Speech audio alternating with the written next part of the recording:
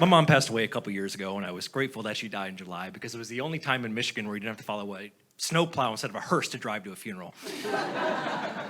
Like, if I have to scrape my windshield to drive to your wake, I'm not coming. The day she died, her apartment building caught on fire, but on the plus side, saved a lot of money on cremation, you know?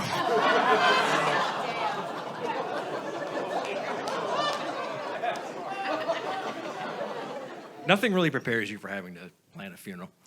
There's no handbook called How to Invite Relatives You Don't Like to Your Mom's Funeral, even though they used to call you a pussy. And is it 5 to 10 business days for the life insurance check to arrive? Or, But we had it at our church, which was known as a smoker church because it was right across the street from my high school, and kids would go to behind there to smoke their cigarettes and pretend to lose their virginity. I see some of you know it. So it was a fitting venue for all the tobacco enthusiasts in attendance that day. Speaking of which, my mom died with a 2-year supply of nicotine lozenges, which I sold to someone in the church parking lot off of Craigslist. I saw a lot of different people from different parts of my life at the service, and some of it was really nice, and some of it was pretty awkward.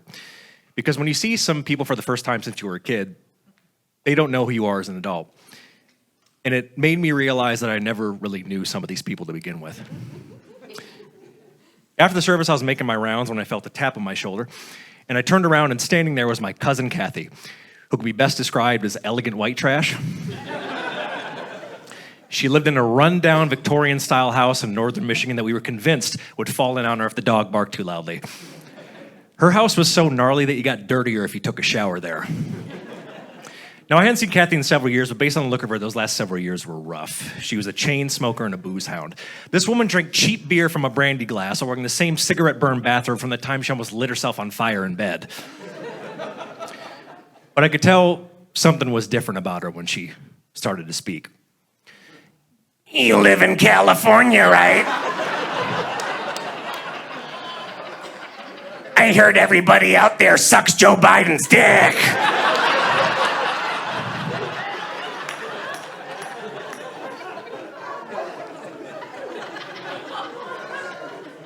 That's right. She had an electrolarynx device on her throat, which made her sound like the final boss of a January 6th insurrection video game. I said, it's nice to see you too, Cathy, and I'm so sorry to hear about your throat cancer.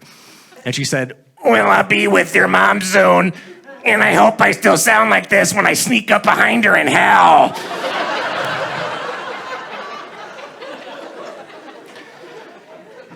and we stood there for a moment, and we had a laugh, and then she said, You know, I really loved your mother. We didn't see each other often, but when we did, it was just like old times. She was a special lady. And even though she sounded like an emphysema prevention commercial in real life, I got a little choked up. I accidentally swallowed a nicotine lozenge, but I collected myself and I said, wow, Cathy, that's really, really sweet. And we hugged, and as I turned to keep walking around, she grabbed my arm really hard. And I turned back around, and she leaned in and said, 11,780. And I was like, oh shit, I think she's malfunctioning.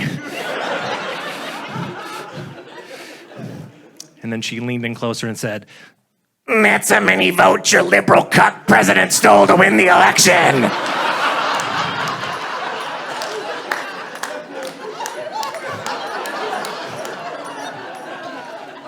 and she smiled as she walked away, and I stood there thinking that maybe it wouldn't be so bad if her house just happened to collapse while she's inside.